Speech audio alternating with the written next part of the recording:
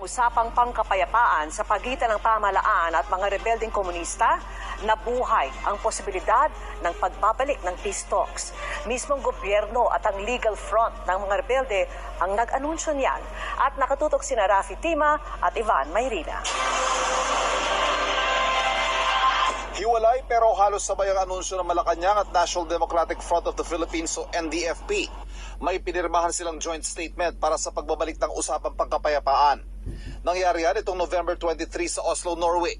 4 na taon matapos ipatigil ni dating Pangulong Rodrigo Duterte ang peace talks sa CPP-NP-NDF noong 2019. 5 dekada at iba't ibang administrasyon na ang nakipag-peace talks sa mga rebelding komunista. Pero sa pagkakataong ito, tiwalang Administrasyong Marcos sa unang hakbang din daw ito sa pangmatagalang kapayapaan. Nakita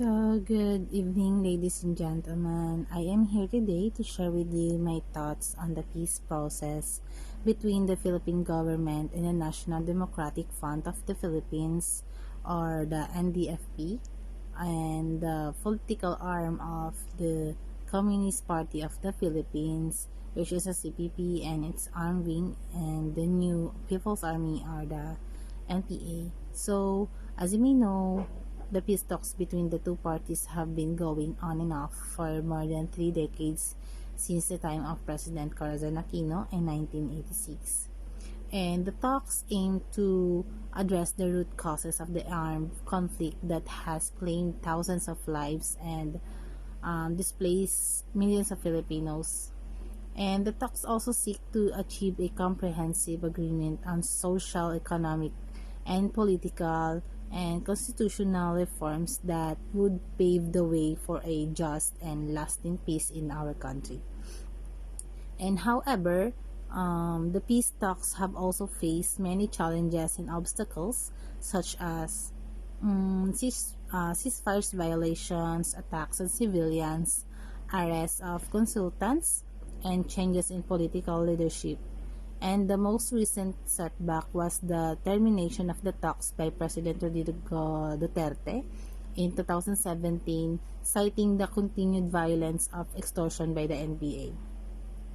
And since then, the government has pursued a whole-of-nation approach to end the local communist armed conflict, while the NDFP has maintained its readiness to resume the negotiations under certain conditions.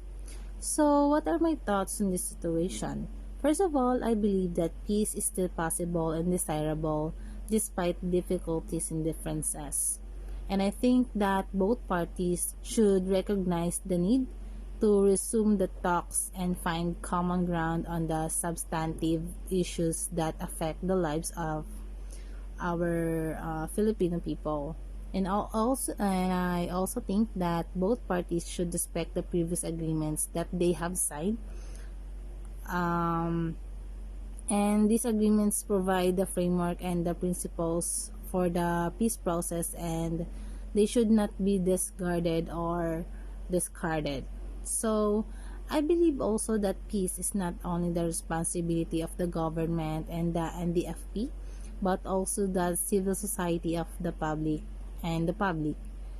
rather. And I think that we as citizens should support and participate in the peace process by expressing our views, raising our concerns, and offering our suggestions. And I also think that we should monitor and hold accountable both parties for the actions and commitments and demands that they uphold the human rights and the dignity of all people. And we should not be mere spectators by bystanders, but active and engaged stakeholders in the quest for peace.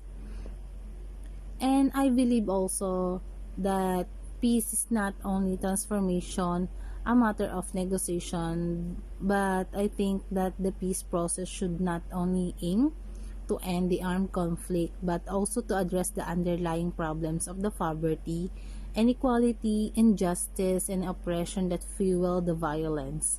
And I also think that the peace process should not only result in a formal agreement but also in a genuine change in the structures, systems, and policies that affect the development and democracy of our nation. And we should not be satisfied with the superficial or cosmetic peace, but aspire for a substantive and sustainable peace. And ladies and gentlemen, these are my thoughts on the peace process between the Philippine government and the NDFP. And I hope that they have given you some insights and perspectives on this important and a complex issue that we're facing right now. And I also hope that they have inspired you to think and act for peace in your own ways and capacities.